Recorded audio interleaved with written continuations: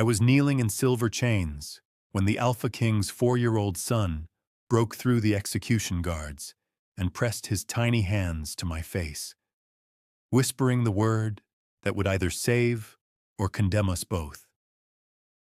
Mama. The word fell like thunder across the execution square. 3 years of silence shattered in an instant. My breath caught. The silver burned against my wrists, but I couldn't look away from those wide green eyes, the same eyes that haunted my nightmares, though they'd belonged to his mother. Get back! A guard lunged for the boy, but little Liam Blackthorne, heir to the Blackthorne pack, clung to me with surprising strength. Mama, don't go! His voice broke on a sob. Please don't go. The crowd erupted. Wolves pressed against the barriers, some shouting for my death. Others struck silent by the miracle of the young prince's voice returning. I'd been in that cell for 3 years, watching the seasons change through a barred window, and not once had I heard him speak. Now he wouldn't let go of me. Liam. Alpha King Dominic's voice cut through the chaos like a blade. I forced myself to look up. Dominic Blackthorne stood on the platform, tall and terrible in his grief-turned rage. I'd seen him at a distance during my trial, his face carved from stone, his wolf lurking just beneath his skin. The mate bond to his dead Luna should have driven him mad, but he'd survived it. Barely. Now his son was touching the woman accused of killing her. Come here, Liam. Dominic's command held alpha power, the kind that made lesser wolves drop to their knees. But Liam pressed closer to me, his small hands framing my face. She's good. She's good, Papa. Don't hurt her. My chains rattled as I tried to pull back, tried to give Dominic what he wanted. But Liam held on, and the silver kept me weak. 3 years of it, slowly draining my wolf until I could barely feel her anymore. I'm sorry, I whispered to the boy. I'm so sorry. I didn't know what I was apologizing for anymore. For kneeling here about to die? For the fire that took his mother? For not being able to save her even though I'd tried? Dominic descended the platform steps with the fluid grace of a predator.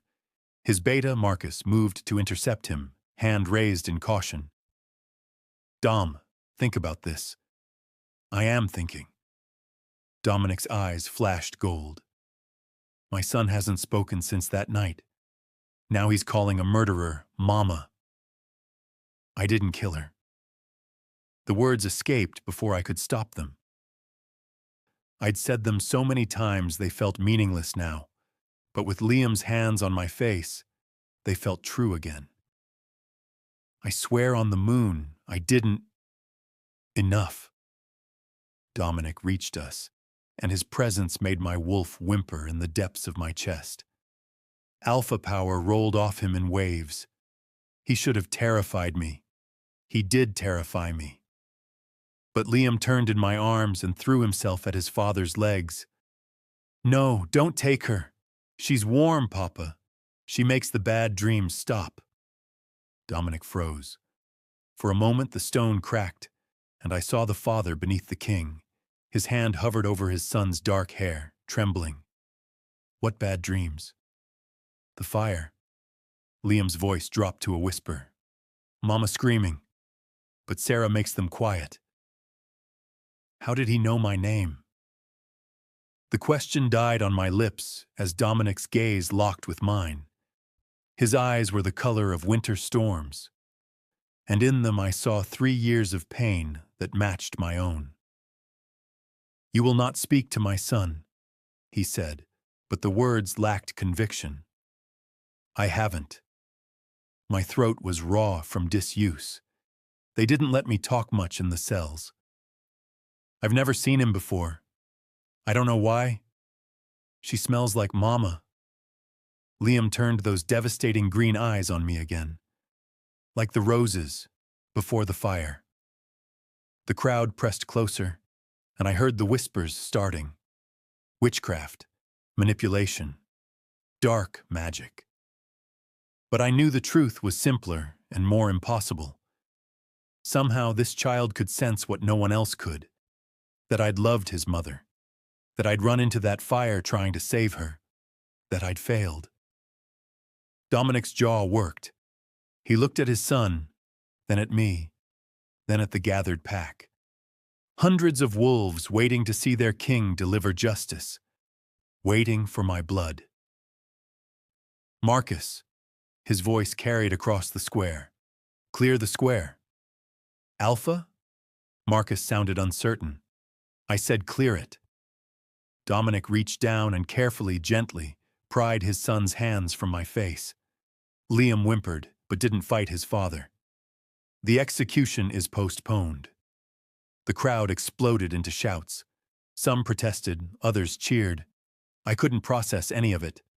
Postponed, not cancelled, just delayed. Take her to the East Wing, Dominic ordered. Post guards at every entrance. She doesn't leave. She doesn't speak to anyone without my permission. Dom, you can't be serious. Marcus stepped closer. She's convicted. The council doesn't rule here. I do. Dominic lifted Liam into his arms, and the boy immediately twisted to look back at me. And I need to understand why my son has bonded with his mother's killer before I complete the sentence. 2 guards hauled me to my feet. The silver had rubbed my wrists raw, and my wolf was so weak I could barely stand. But as they dragged me toward the palace, toward a reprieve I didn't deserve and couldn't understand, I kept my eyes on that little boy. He was still reaching for me, tears streaming down his face. Don't let her go, Papa, please. She's good. She's good. Hush, son. Dominic's voice was gentler than I'd ever heard it, but his eyes stayed hard as they met mine one last time. We'll figure out what she is. The unspoken words hung between us. And then she dies. The palace rose before me, beautiful and terrible. I'd served there once, in what felt like another life. I'd walked these halls. I'd loved the Luna who died in the fire.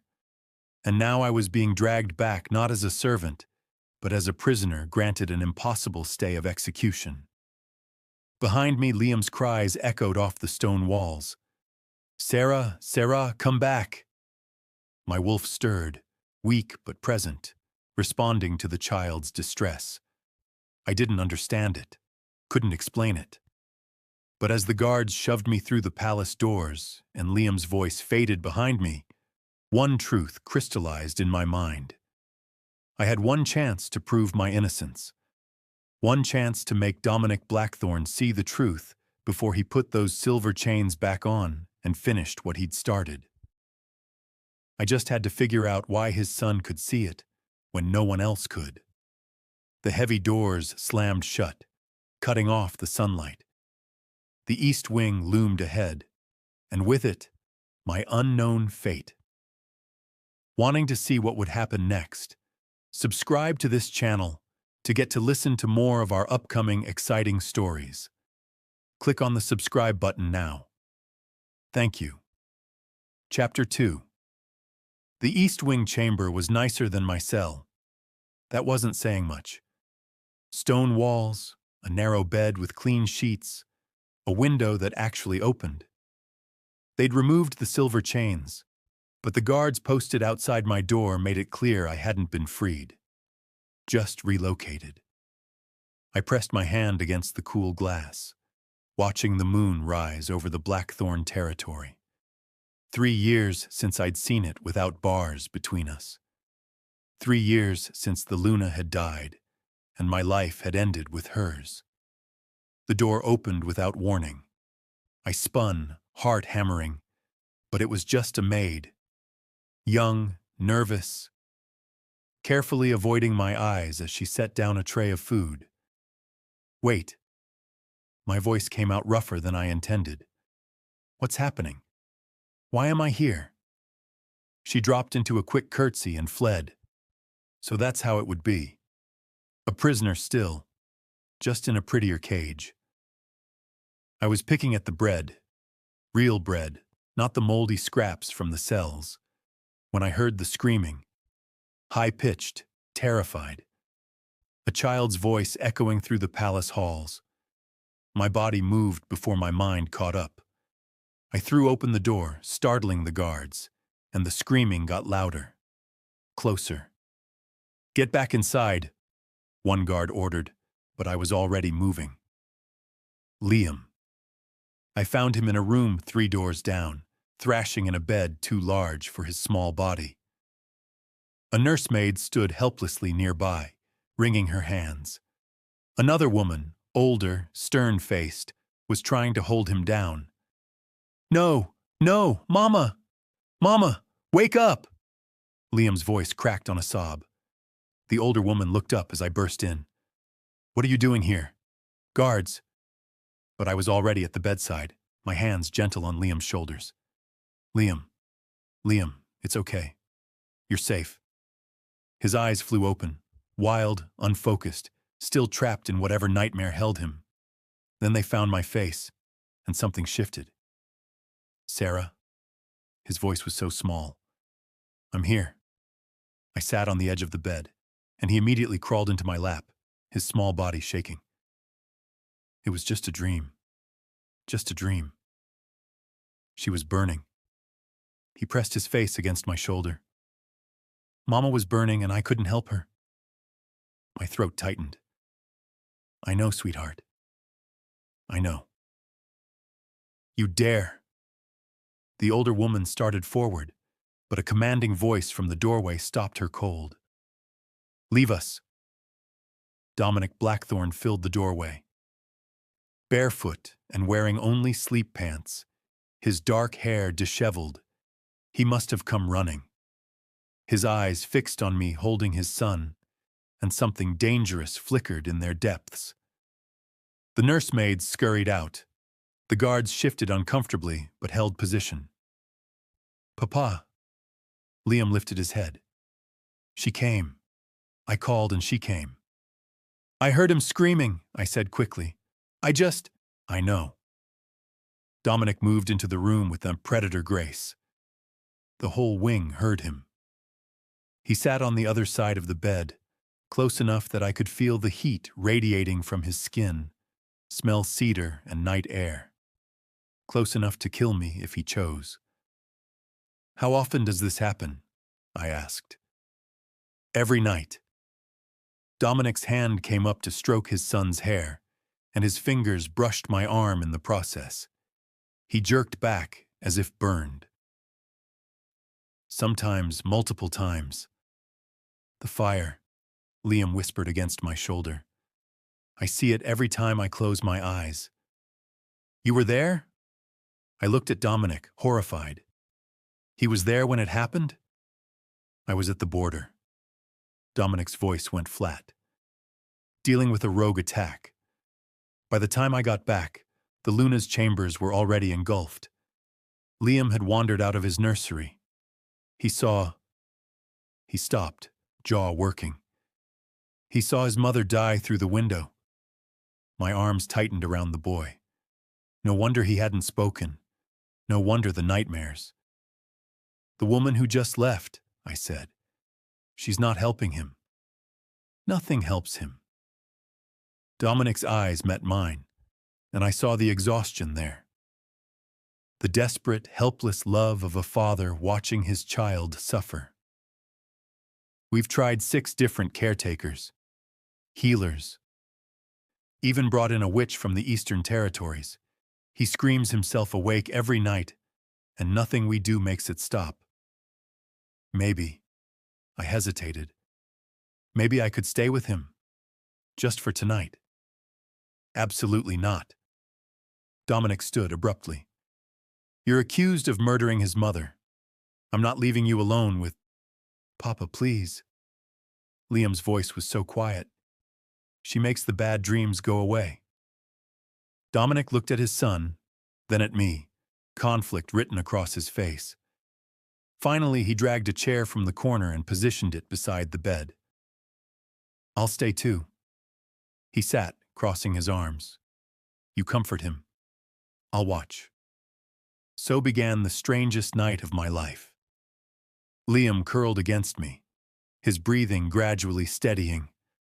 I hummed softly, some half-remembered melody from my own childhood, and his eyes grew heavy. Across from me, Dominic watched like a hawk, his gaze tracking every movement of my hands, every shift of my body. "Why didn't you run?" he asked after a long silence. "What?" "After the fire. You had burns, you were injured, but you stayed in the palace for 3 days before we arrested you." "Why?" I looked down at Liam's sleeping face. "Because she asked me to stay. My mate was dead. Not her." I met his gaze. "Your head of security's wife. She found me in the halls after it happened, brought me to the healing wing. I was in shock, barely conscious. By the time I recovered enough to think straight, your warriors were dragging me to the cells." Dominic leaned forward, his elbows on his knees. "Tell me about that night. Everything. I've told this story 100 times. Tell me again." So I did. I told him how Luna Elena had asked me to bring her tea that evening, how I'd been her personal attendant for 2 years, one of the few she trusted close to her chambers, how I'd heard the screaming and smelled smoke before I reached her door. "I tried to break it down," I said quietly, "but something was blocking it from inside. The heat was so intense." I touched my shoulder where the worst scars lived, hidden beneath my clothes. "I went through the window instead, the one that faced the garden. That was 3 stories up. I didn't care. The memory burned worse than the scars. She was my friend. Not just my Luna, my friend. She used to talk to me about Liam, about being a mother. She was afraid of failing him." Something flickered in Dominic's eyes. "I got inside," I continued, "but the smoke was so thick. I heard her coughing, tried to follow the sound. Then something hit me from behind. I touched the back of my head. When I woke up, I was in the garden. The roof had collapsed. You were found with her jewelry in your pockets." "I never took her jewelry. And the accelerant. They found traces of it on your clothes." "I know." My voice went hollow. "I know what the evidence says, but I didn't do it." Dominic stared at me for a long moment. Then he stood and walked to the window, his back to me. His shoulders were rigid, his hands fisted at his sides. "Someone framed you," he said. It wasn't a question. "Yes. Someone who had access to the palace, to her chambers, to you." "Yes." He turned back and his eyes were blazing. "Do you know who?" "I have suspicions, but no proof." "Tell me." "Not yet." I shifted carefully, trying not to wake Liam. "Because if I'm wrong, you'll kill me for accusing a member of your pack without evidence. And if I'm right," I swallowed hard. "If I'm right, they're still here, still close to you, and saying their name might get us both killed." The silence stretched between us, heavy with implication. Finally, Dominic returned to his chair. "This changes nothing. You're still confined to this wing, still under guard." "I know. But—" He looked at his son, sleeping peacefully for the first time in years. "But you'll care for Liam during the day, under supervision. If he has nightmares, they'll bring you to him." It wasn't freedom, but it was something. "Thank you," I whispered. "Don't thank me." His voice went hard. "I'm doing this for my son, not for you." But his eyes, when they met mine, told a different story.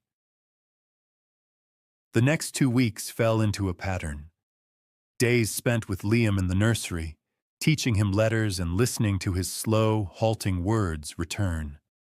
Nights when they'd wake me to calm his nightmares. And every evening, Dominic would appear. Sometimes he'd sit silently, watching us. Other times he'd ask questions about Elena, about the weeks before the fire, searching for inconsistencies in my story. He never found any. Tonight he'd insisted I join him for dinner in his private study. The guards escorted me there at sunset, and I found a table set for two, intimate in a way that made my pulse quicken. Sit. Dominic gestured to a chair across from him. I sat, too aware of how I must look. They'd given me better clothes, simple dresses instead of prison rags, but I was still pale from 3 years in a cell, still too thin. Dominic poured wine with his own hands. Liam told me something interesting today. My stomach dropped. What? He said you sing to him. A lullaby. I relaxed slightly. He asked me to. What song? I sang the first few lines softly. Sleep now, little wolf, beneath the moon's bright eye. Dream of running through the forest, through the silver sky. Dominic's hand clenched around his wine glass so hard I thought it might shatter. Where did you learn that? His voice was lethal. Elena taught it to me, I said carefully. She used to sing it while I braided her hair before bed. She said her mother sang it to her. No one outside the royal family knows that song. Dominic stood abruptly, prowling toward me. It's been passed down mother to child for generations. Elena wouldn't have. She trusted me. I stood too, refusing to cower. She told me things she didn't tell anyone else. That song, her fears about being Luna, the fact that she was... I stopped. Too late. The fact that she was what? Dominic was in my space now, so close I could count his heartbeats. Finish the sentence, Sarah. Pregnant, I whispered. She was pregnant again. Only 6 weeks.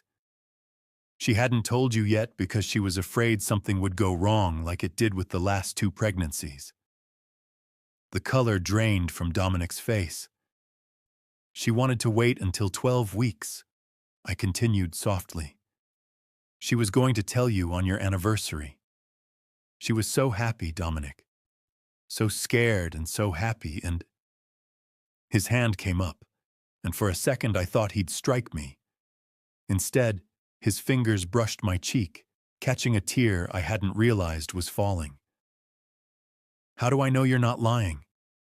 His voice was raw. How do I know you didn't torture this information out of her? Because you know. I held his gaze. You know I'm telling the truth. You've known for weeks. You just don't want to believe it, because if I'm innocent, that means you almost executed the wrong person. And you don't know who the real killer is. His thumb traced my jaw, and something ignited in his eyes that had nothing to do with anger and everything to do with the mate bond pulling at both of us. The one that shouldn't exist, because his mate was dead and I was nobody. Papa? We sprang apart like guilty teenagers. Liam stood in the doorway rubbing his eyes, his small hand clasped in a guard's. I had the bad dream again. Can Sarah come? Dominic's jaw worked. Then he nodded, stepping back, putting proper distance between us. But as I followed Liam out, I felt Dominic's eyes on my back, burning with questions neither of us could answer. Wanting to see what would happen next, subscribe to this channel to get to listen to more of our upcoming exciting stories. Click on the subscribe button now. Thank you. Chapter 3. The drawing was crude, done in the messy hand of a 4-year-old with crayons, but the image it depicted made my blood run cold. "What's this, sweetheart?" I kept my voice light, casual, even as my heart hammered against my ribs. Liam looked up from the paper spread across the nursery floor. "The night Mama died." Orange and red flames consumed most of the page. A stick figure with yellow hair, Elena, stood in the center, her mouth a black O of terror. And there, half hidden in the corner, another figure. This one had dark hair and a triangle dress. A woman. "Who is this?" I pointed to the shadowed figure. Liam's small face scrunched in concentration. She was there. She was talking to Mama. Then the fire started. My hand trembled as I reached for the drawing. "Liam, this is important. Did you tell anyone else about this person?" No one asked. His green eyes, so like his mother's, met mine. "But I can show you." "Show me what?" He pressed his small hand to my forehead. The world tilted. Suddenly, I wasn't in the nursery anymore.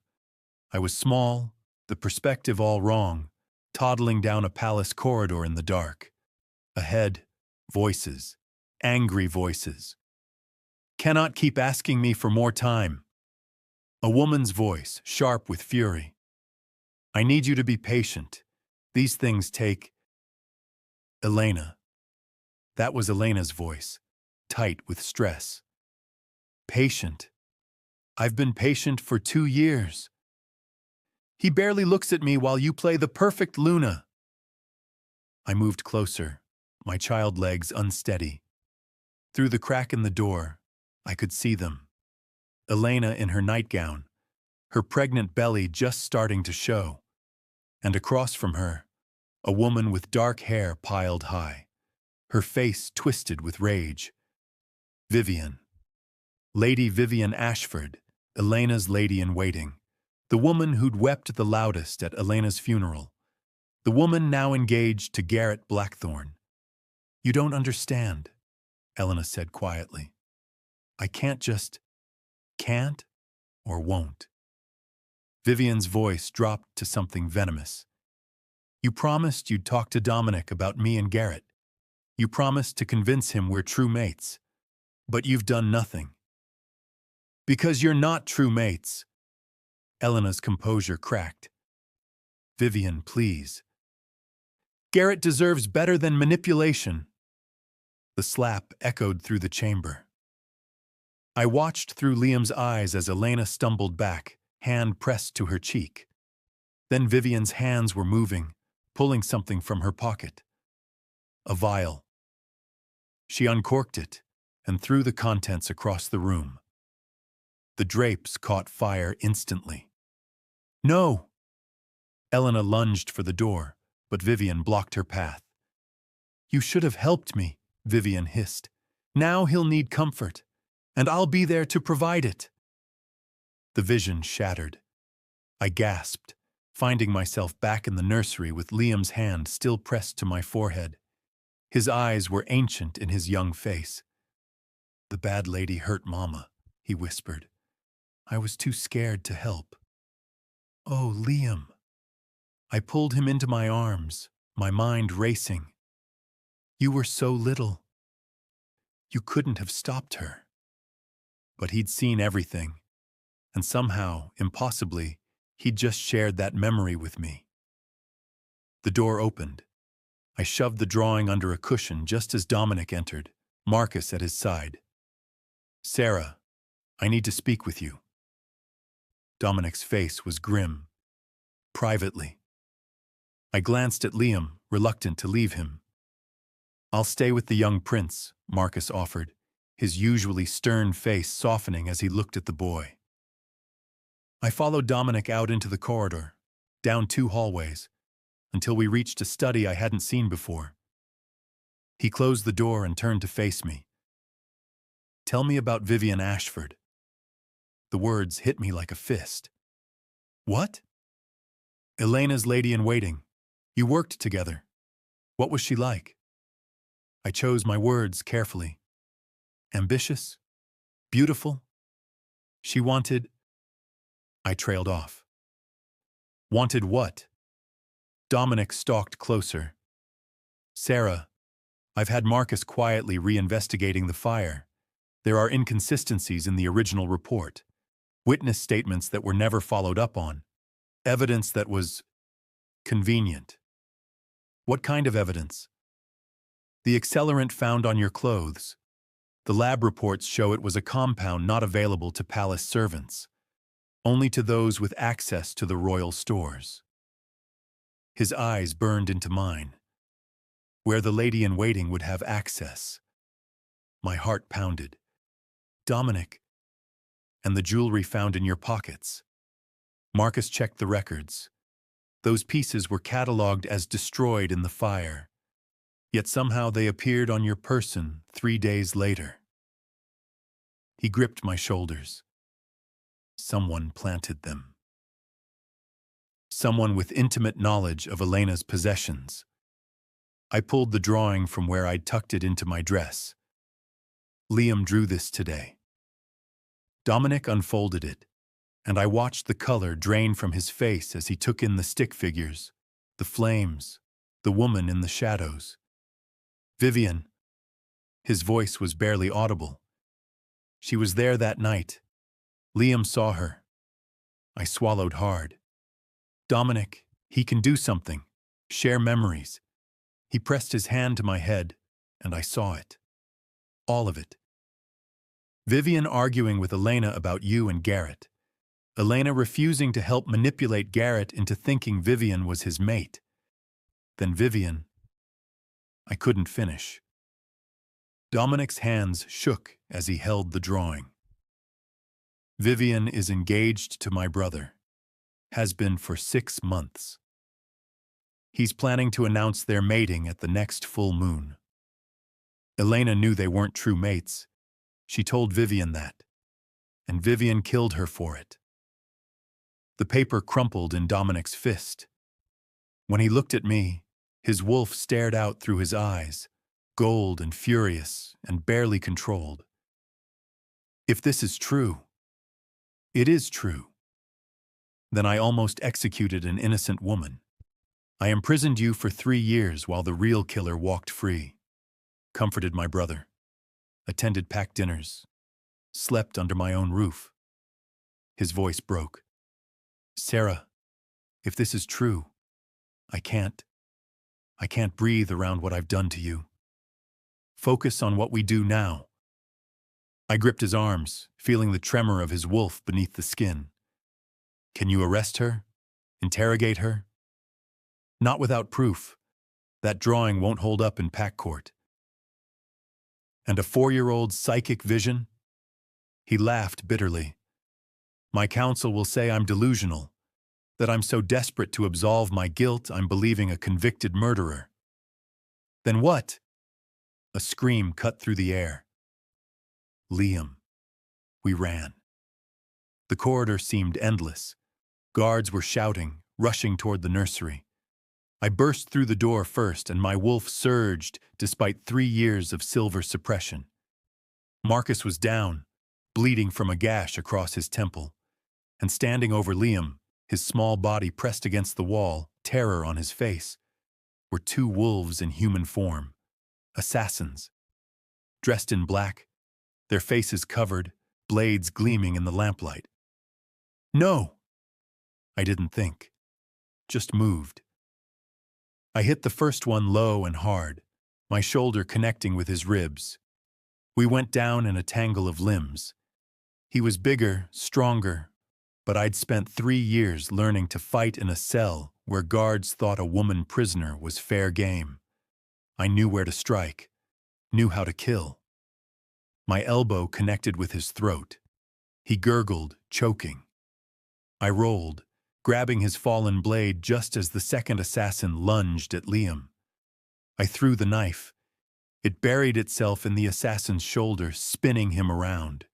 He snarled, pulling it free, blood streaming down his arm. Then he was charging at me, and I had nothing left but my body and my rage.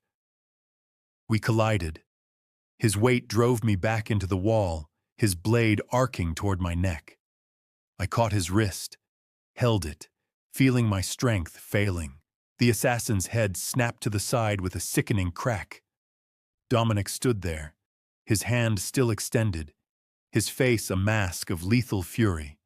His wolf was loose, claws extended, eyes blazing gold.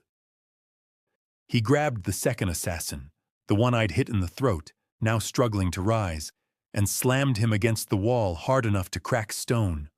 "Who sent you?" Dominic's voice was barely human. The assassin laughed wetly, blood bubbling from his lips. "She knows. Too much." "Who?" Dominic shook him. "Answer me." But the assassin's eyes rolled back. Poison. They'd taken poison rather than risk capture. Dominic dropped the body and turned to me. I was on the floor, bleeding from a dozen cuts, my body shaking from adrenaline. Behind me, Liam sobbed. "Marcus!" Dominic barked. His beta was stirring, groaning. "Get the healers, now, and call a full-pack council meeting, tonight." "Dom, you can't—" "Now!" The alpha command rolled through the room. Marcus fled. Dominic knelt beside me, his hands surprisingly gentle as they checked my wounds. "Where did you learn to fight like that?" "Prison." My voice came out raw. "Guards like to test prisoners. I learned fast." His jaw clenched, another sin to add to his list. "Papa?" Liam's small voice cut through the tension. "Come here, son." Dominic opened his arms, and Liam ran to him, to us. The boy pressed between our bodies, his face buried against my shoulder while his father's arms encircled us both. "Someone in my pack just tried to murder you and my son." Dominic's breath was hot against my hair. "Someone close enough to know where you'd be. What guards were on duty?" "Vivian," I whispered. "I can't prove it. Not yet." He pulled back enough to meet my eyes. "But I can protect you. Both of you." "How?" He stood, lifting Liam with him, then extended his hand to help me up. "I'm moving you into my private wing. No one enters without my direct permission, and I'm calling a pack council meeting to announce that pending new evidence, your conviction is under formal review." "Dominic, that will cause chaos." "Good. Let it cause chaos." His eyes flashed. "Maybe whoever's behind this will make a mistake, get desperate, or they'll try again." "They can try." He pulled me close, his free arm banding around my waist. "But they'll have to go through me first." It should have felt like a threat. Instead, it felt like a promise. Guards appeared in the doorway. Dominic issued swift orders: secure the bodies, triple the palace guard, no one in or out without clearance. Then he led us through the palace, Liam in his arms, me at his side. Wolves stopped to stare. Whispers followed our path. The condemned prisoner, walking freely with their Alpha King. The private wing was at the palace's heart, accessible only through guarded checkpoints. Dominic's own chambers. He settled Liam in a room connected to his by a private door, then turned to face me. "You'll stay in the adjoining suite. There's a door between. It stays unlocked. If anything happens, you come through. Understood?" I nodded, too exhausted to argue. "And Sarah?" He caught my chin, forcing me to meet his gaze. "I'm sorry, for all of it. I should have dug deeper, should have questioned. You loved her." The words came out softer than I intended. Love makes us blind sometimes. Something flickered in his eyes, something dangerous and desperate and entirely too close to the surface. Then Liam called out, "Having another nightmare," and the moment shattered. But as Dominic walked away to comfort his son, I caught movement in the corridor beyond. A flash of dark hair, a a triangle silhouette. Vivienne. Our eyes met across the distance. She smiled, slow and cold, then vanished into the shadows. I locked my door with trembling hands, knowing that smile promised death. The game had changed. The killer knew I was coming for her, and she wasn't going to go quietly. If you're still listening to this story up to this point, why don't you subscribe to this channel to continue getting impactful daily stories like this? We would be most grateful if you can do that to help boost this video to reach everyone. Thank you. Chapter 4. The pack council chamber had always intimidated me. Even when I'd been a simple servant, passing through with trays of tea, the weight of pack history pressed down from these walls. Now, standing in the center with hundreds of eyes fixed on me, some sympathetic but most hostile, I felt like prey. Dominic sat in the high seat, his face carved from stone. Marcus stood at his right, and to his left, where the Luna's seat had remained empty for 3 years, sat Garrett Blackthorne. Dominic's younger brother looked nothing like him. Where Dominic was dark and controlled, Garrett was golden and charismatic. The pack loved him. Right now, he looked at me like I was something he'd scraped off his shoe. "This is madness, brother." Garrett's voice carried across the chamber. "You've moved a convicted murderer into your private chambers, given her access to your son. What's next? Will you crown her Luna?" The crowd murmured agreement. "I've called this council to present new evidence," Dominic said, his voice cutting through the noise. "Evidence that suggests Sarah Winters was wrongly convicted." "Evidence?" Vivienne rose from her seat beside Garrett, beautiful in a gown of midnight blue. Her eyes glittered with false tears. "My lord, we all grieve for your mate, but this woman has clearly bewitched you and your son." She moved to the center of the chamber, commanding attention the way she always had. I remembered how Elena had once called her a born performer. "I watched this woman," Vivienne continued, her voice breaking perfectly. "Watched her fawn over our beloved Luna. I thought she was loyal, devoted. I never suspected she was plotting Elena's murder." "That's a lie," I said quietly. "Is it?" Vivienne turned on me, and for just a second, I saw the truth behind her mask. Pure, cold malice. "Then explain how you knew the secret lullaby, how you knew Elena was pregnant when she'd told no one." The chamber erupted. I hadn't realized that last detail had spread. "She tortured our Luna for information," someone shouted. "She's using dark magic on the young prince." Dominic stood, his alpha power rolling out like a tidal wave. Wolves dropped to their knees. The shouting stopped.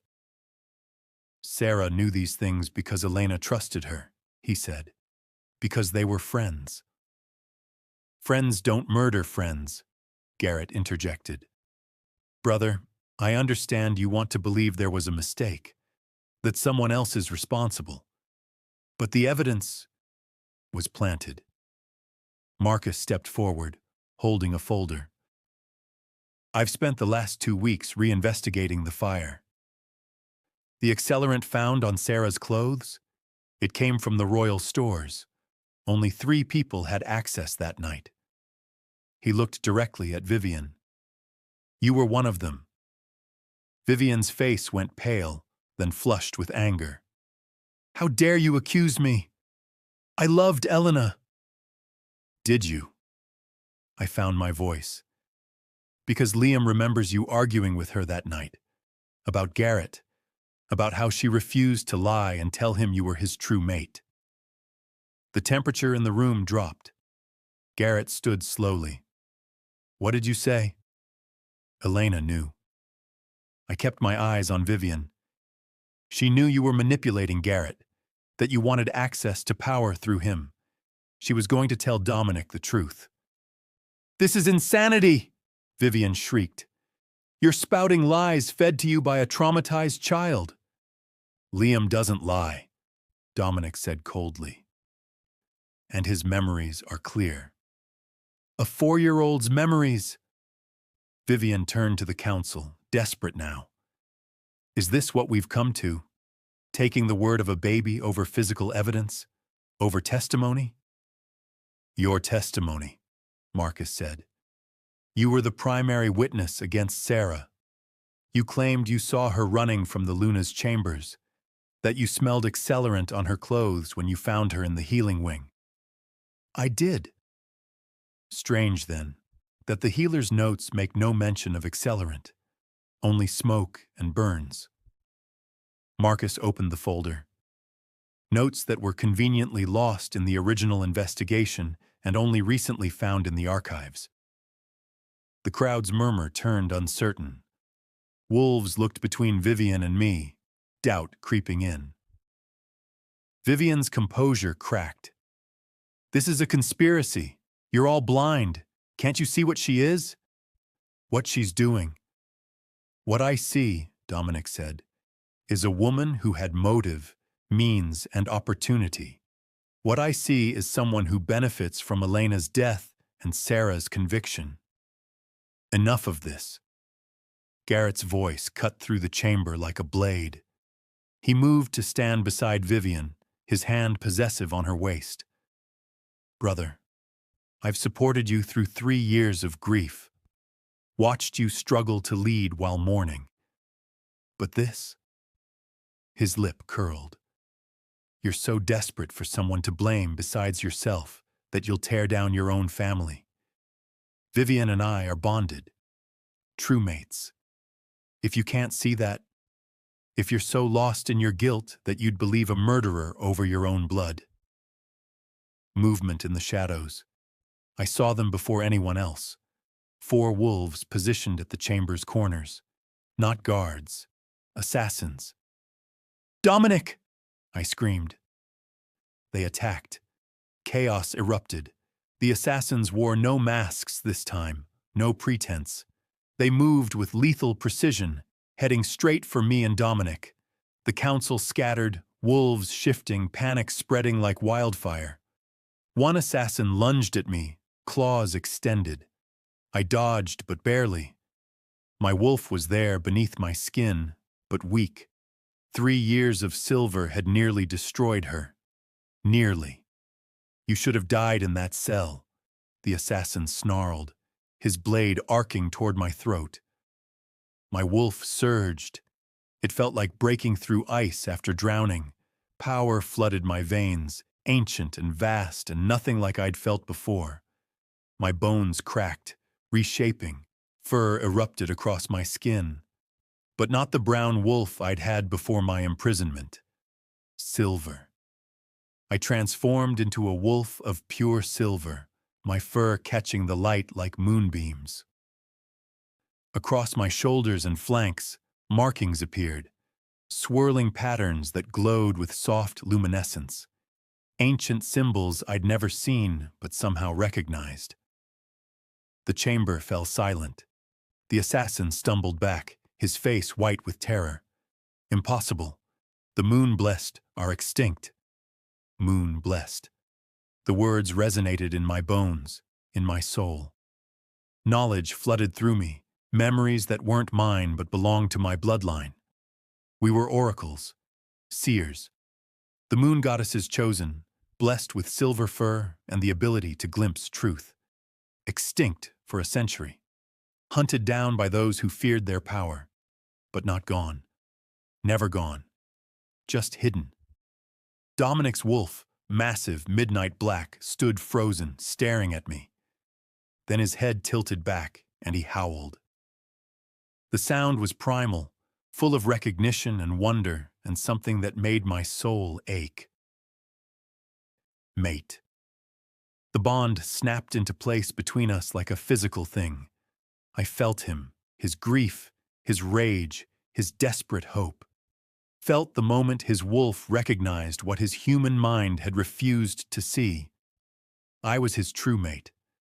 Elena had been his chosen mate, his love, his Luna, but not his fated mate.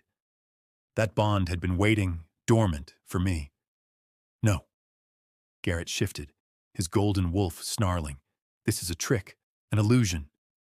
It's no illusion, Marcus said quietly. He'd remained human, his eyes wide with awe. The moon blessed are real. The legends are real. Seize them! Vivian's voice was shrill with panic. They're all traitors, working together to... The assassin I'd faced lunged at me again, desperation making him sloppy. My silver wolf moved with fluid grace, catching his throat in my jaws. He went down hard. But the other three were engaging Dominic and his guards. In the chaos, I saw Vivian grab something from her dress, another vial. She threw it. The glass shattered against the floor near the council elders. Liquid fire spread instantly, cutting off half the chamber. Wolves screamed, scrambling to escape. Take her! Marcus shouted to his warriors, pointing at Vivian. But Garrett shifted, placing himself between them and his mate. You'll have to go through me. Stand down, Garrett. Dominic's voice held absolute authority. This ends now. You're right.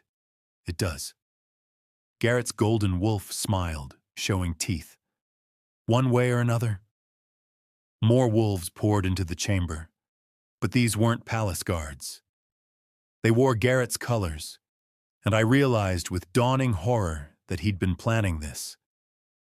Planning to fracture the pack. Marcus grabbed one of the original assassins, the one I'd wounded but not killed. Talk, he snarled. Now. The assassin was young, barely out of adolescence. Fear rolled off him in waves as he stared at my silver form. Please, he whimpered. She said she'd kill my family. Lady Vivian. She said if I didn't help. Help with what? Dominic demanded. The Luna Queen.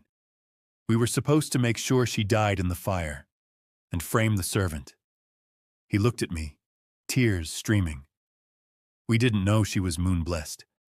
Vivian said she was nobody, just a human servant who knew too much. Knew what? Marcus shook him. About the plot. The words tumbled out in a rush. Lady Vivian and Lord Garrett. They're planning to overthrow the Alpha King. Have been for years. The Luna Queen discovered their affair, found letters about their plans. She was going to expose them. So Vivian killed her and blamed. His words cut off with a gurgle as a knife buried itself in his throat. Vivian stood 20 feet away, her arm still extended from the throw. Her beautiful face was twisted with rage.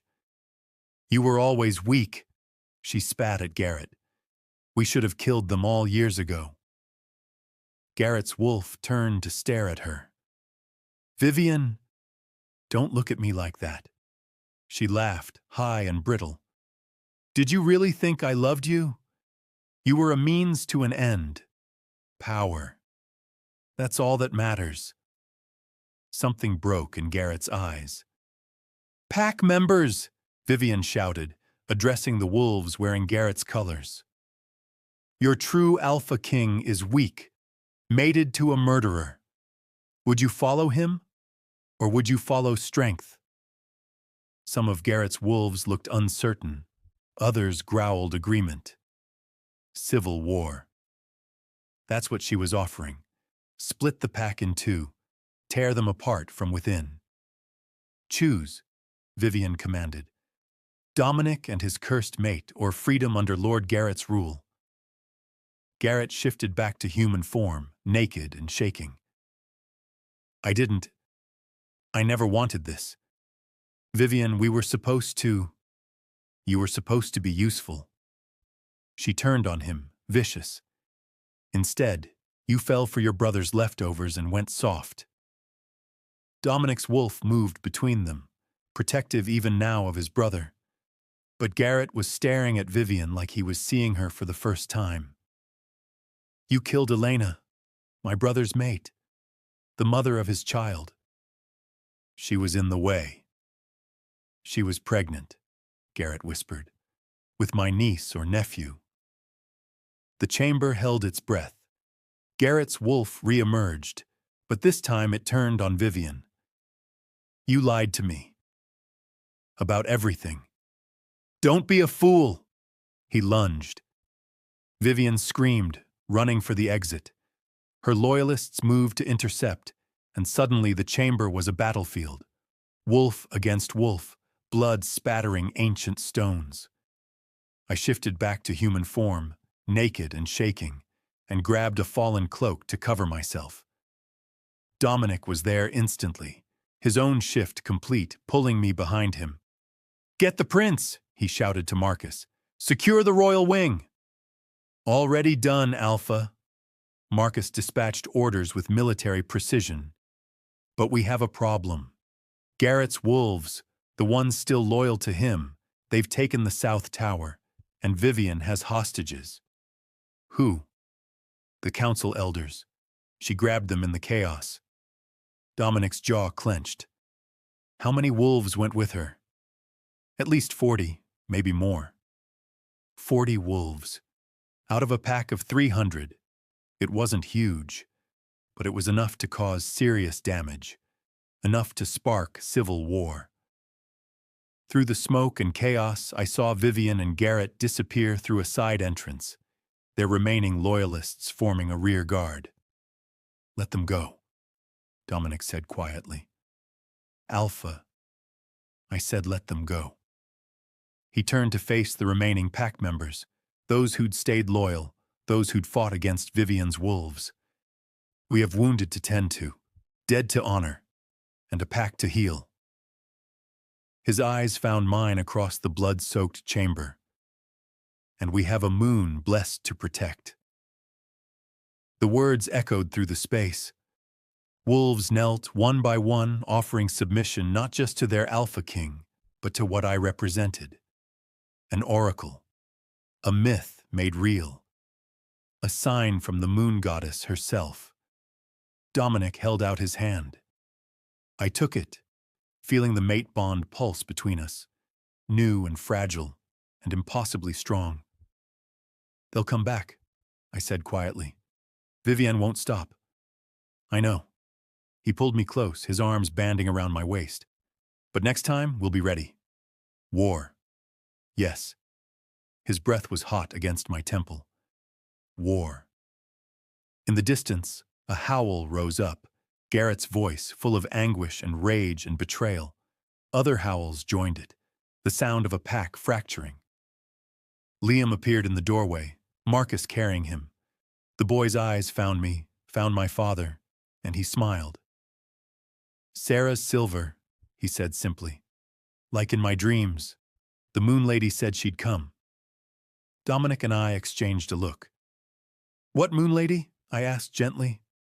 "The one who talks to me sometimes." Liam yawned, completely unconcerned by the chaos around him. "She said you'd save us. All of us." He pressed his small hand to my cheek, and I felt it again, that flash of shared vision. But this time it wasn't the past. It was the future. War, blood, fire, and standing in the center of it all, a silver wolf with a crown of moonlight. Me. The vision faded. I looked up at Dominic, saw the same determination I felt reflected in his eyes. "We fight," he said. "We fight." I agreed.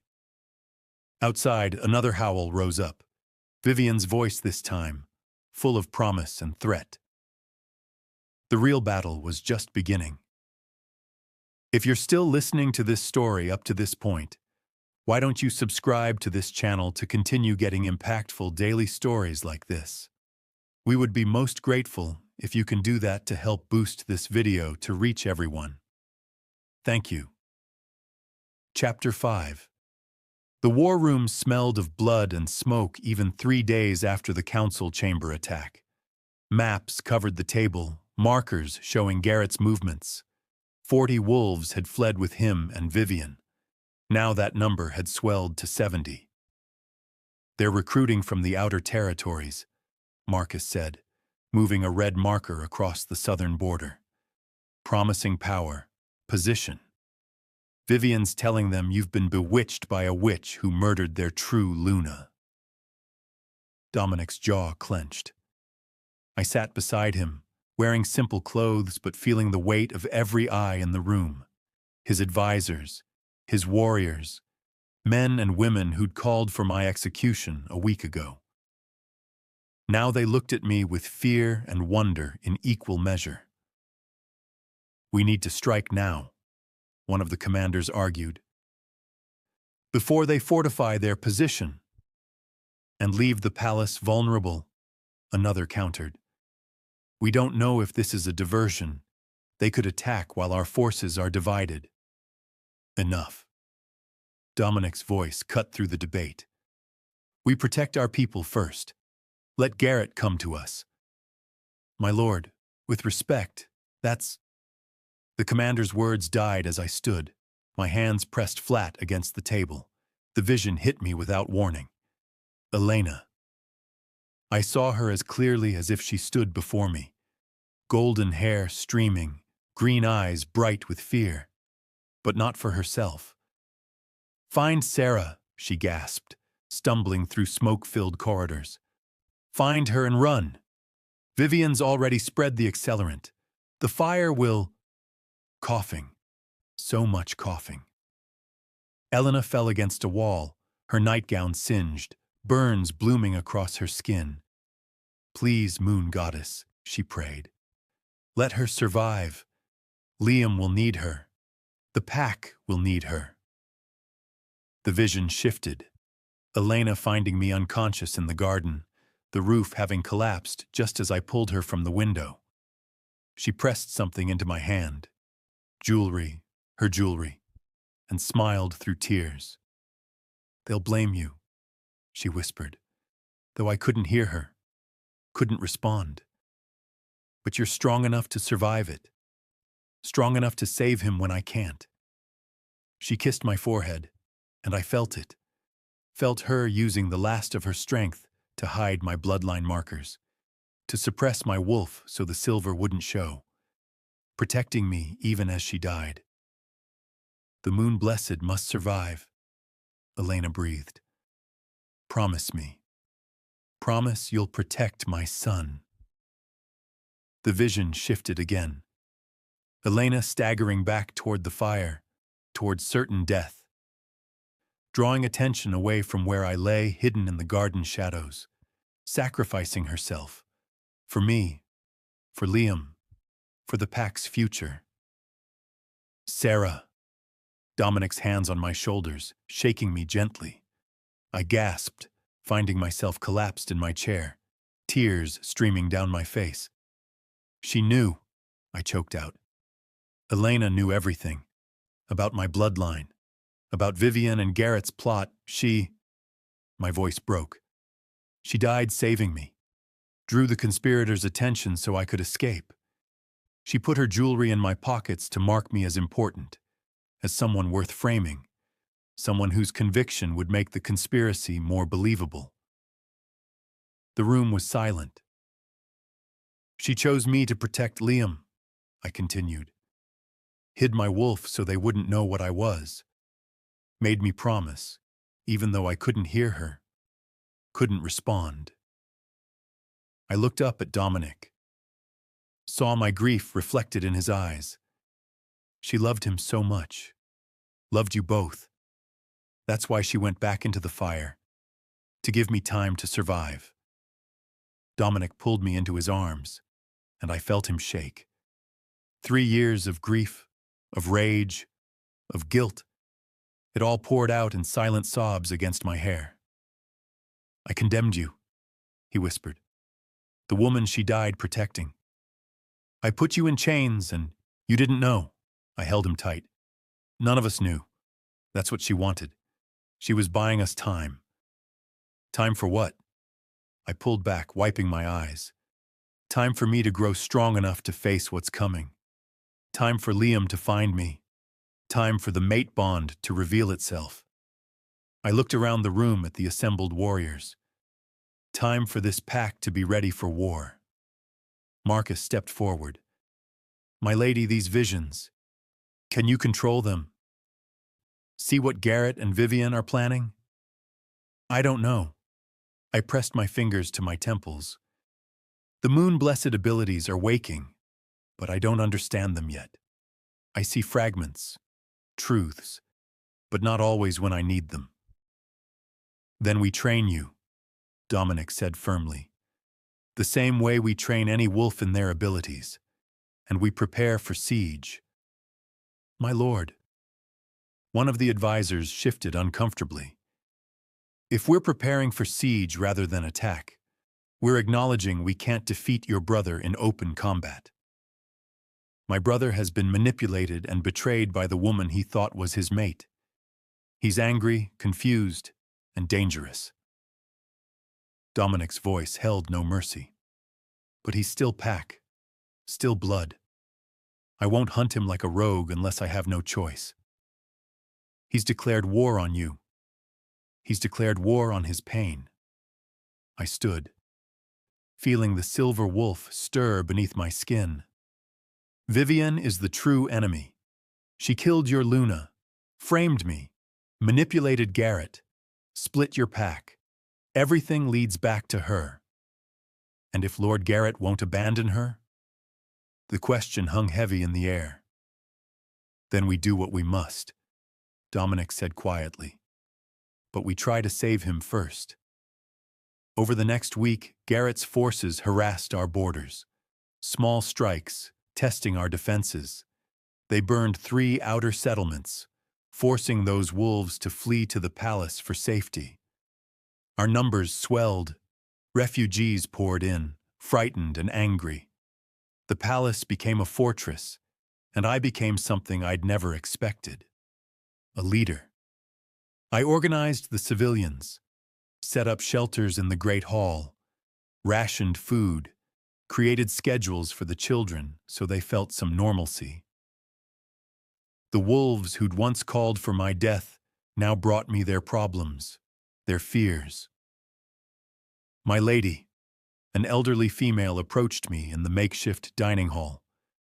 My grandson, he's having nightmares about the attack. Won't eat.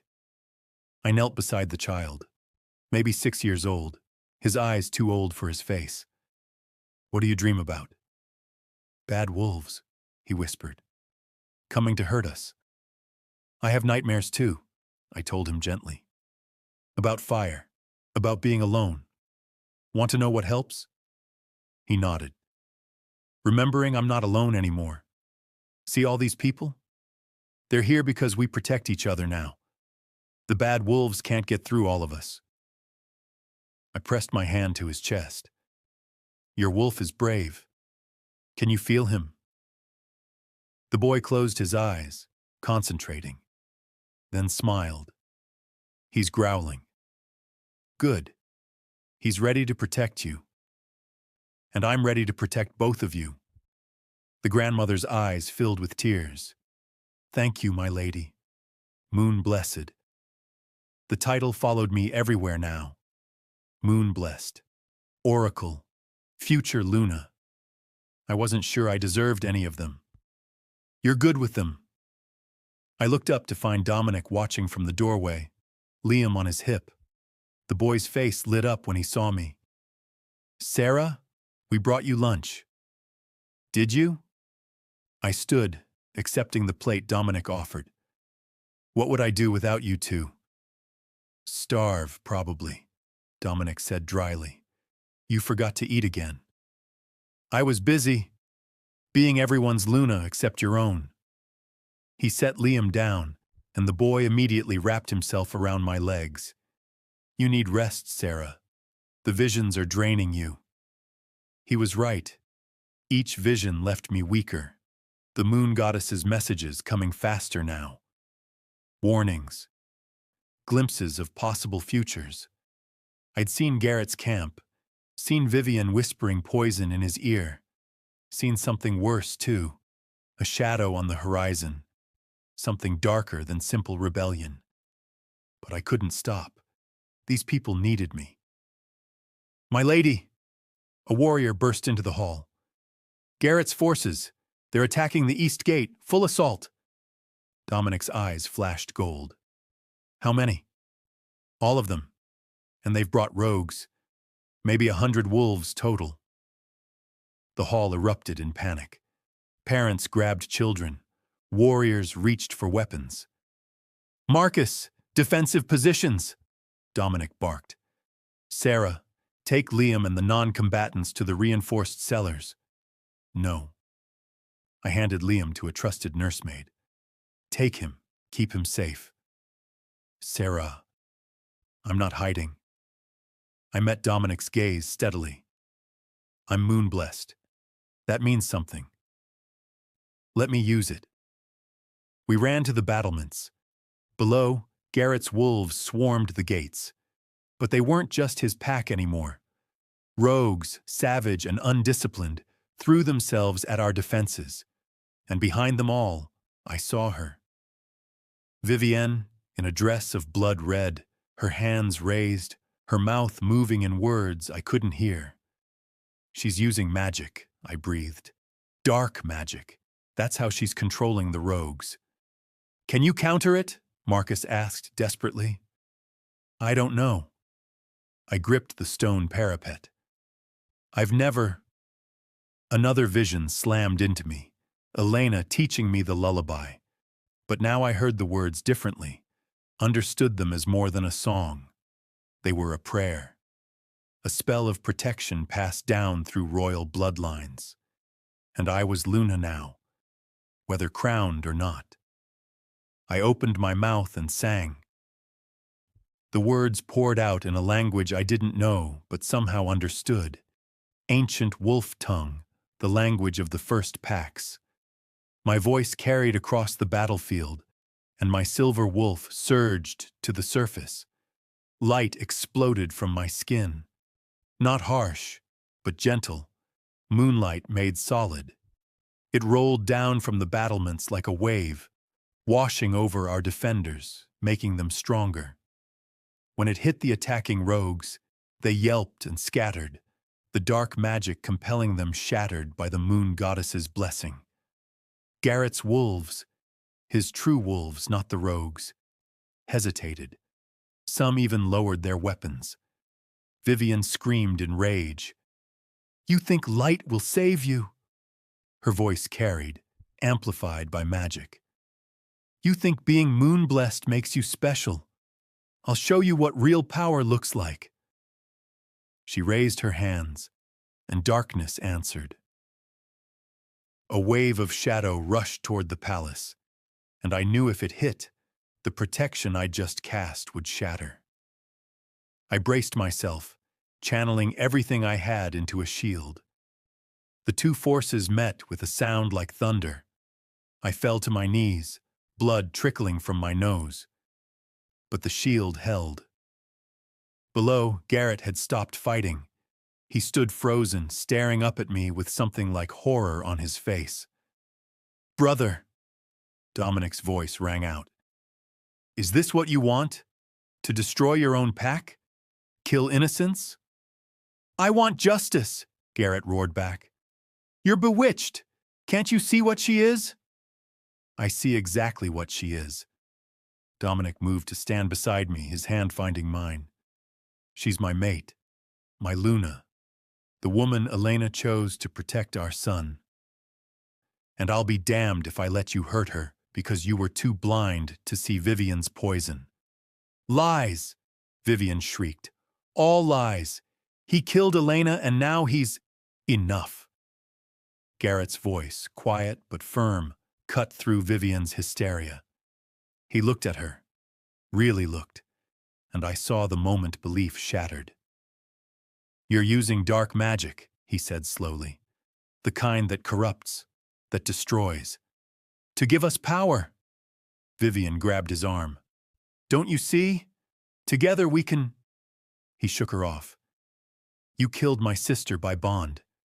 Elena trusted you, loved you, and you murdered her while she was pregnant. She was weak. She was Pack. Garrett's wolf emerged, golden and magnificent, and his voice carried alpha command. Not as strong as Dominic's, but still powerful. I'm done. Any wolf who followed me because they believed I was right, come home. Return to your true alpha. But anyone who stayed for power, for violence, for her, he snarled at Vivian, "You're no pack of mine." Chaos erupted in Garrett's ranks. Wolves turned on each other, some racing for the palace gates, others forming ranks around Vivian. She looked at Garrett with pure hatred. "You're pathetic, just like your brother, just like all of them." "Maybe," Garrett said, "but I'm not a murderer." He shifted and walked toward the palace. Behind him, at least half his wolves followed. Vivian stared after them, then turned her gaze on me. The malice in her eyes made my blood run cold. "This isn't over, Moon-Blessed," she called out. "I have allies you can't imagine, powers beyond your little goddess." Then she was gone, melting into shadow with her remaining loyalists. Maybe 30 wolves, not an army anymore, but still dangerous. The gates opened. Garrett walked through in human form, naked and shaking, his eyes fixed on Dominic. "I'm sorry," he said simply, "for all of it.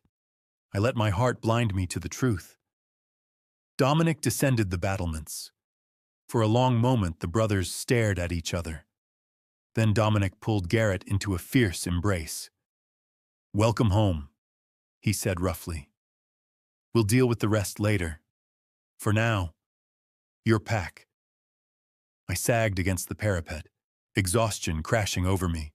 Marcus caught me before I fell. "Easy, my lady. You did it. You saved us."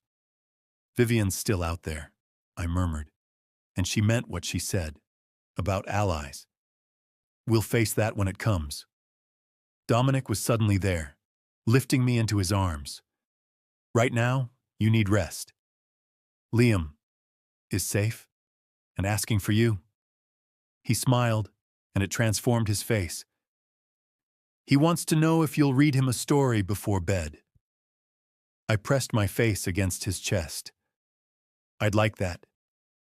That night, after reading to Liam until he fell asleep between us in Dominic's massive bed, I found myself standing on the balcony watching the stars. Dominic joined me, wrapping a blanket around my shoulders. "I never thanked you," he said quietly, "for saving us today, for being stronger than any Luna I've known." Elena was strong. Elena was brave, but she didn't have to claw her way up from imprisonment, didn't have to forgive the man who condemned her. He turned me to face him. "Sarah, I know I have no right to ask anything of you. I know what I did, what I almost did, is in the past," I said firmly. "We can't change it. But we can choose our future." He took my hands. "The pack needs a Luna. Not just for politics or tradition, but because they're broken and scared, and they need someone who understands what it means to survive the impossible. They have you. They need both of us." He dropped to one knee, and my breath caught. "Sarah Winters, Moon-Blessed survivor, the woman who my son chose when no one else could see the truth. Will you be my Luna? Not because fate demands it, but because I'm asking. Because I've fallen in love with your strength, your compassion, your ability to forgive. Because you make my son laugh. Because you make me want to be worthy of the mate bond we share." Tears blurred my vision. "You once sentenced me to death. I did, and I'll spend the rest of my life making up for it if you'll let me." "I don't want you to make up for it." I pulled him to his feet. "I want us to build something new. A pack based on truth, not blind loyalty, where every voice matters, even the smallest, where Liam grows up knowing his mother loved him enough to sacrifice everything, and that he has two parents who will protect him together. Together, Dominic echoed. As equals. As equals, I agreed. That's my condition. I won't be a Luna who stands in your shadow. I'll stand beside you. I wouldn't want it any other way. Then yes, I smiled through my tears. I'll be your Luna, your mate, your equal. He kissed me then, deep and claiming and full of promise. The mate bond sang between us, finally acknowledged, finally accepted. Behind us, we heard a small sound. Liam stood in the doorway, rubbing his eyes. Sarah's staying, he asked hopefully. Forever? Forever, I confirmed, holding out my hand. He ran to us, and Dominic lifted him. The three of us wrapped in each other's arms under the moonlight. My family, hard-won and imperfect and mine. 3 months later, I stood in the great hall wearing a gown of silver and white, the pack assembled before me. Dominic placed the Luna's crown on my head, newly forged, bearing symbols of both the Blackthorn pack and the moon-blessed bloodline. I present Luna Sarah Blackthorn, he announced. Moon-blessed, oracle, mother to the air, and my true mate. The pack howled approval, the sound shaking the rafters. Liam, dressed in his finest, grinned up at me. Mama, he said clearly. Then, turning to Dominic, Papa. The words he'd been practicing for weeks, determined to say them at the ceremony. My heart swelled. Later, after the feast, after the dancing, after accepting countless pledges of loyalty, Dominic and I stood once again on our balcony. Happy? He asked, his arms around my waist. Yes. I leaned back against him, though I keep waiting for the other shoe to drop. Vivian. She's too quiet. It's been months with no word, no attacks. Marcus has spies searching. We'll find her. I hoped he was right, but something nagged at me, a shadow on the edge of my visions I couldn't quite grasp.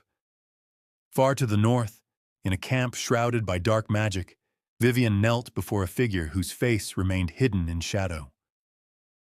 The Moon Blessed has accepted the crown, she reported. Dominic's pack is unified again, stronger. Good. The voice was ancient, inhuman. Let them feel safe. Let them believe they've won. And then we remind them what true power looks like. The figure leaned forward and eyes glowed red in the darkness.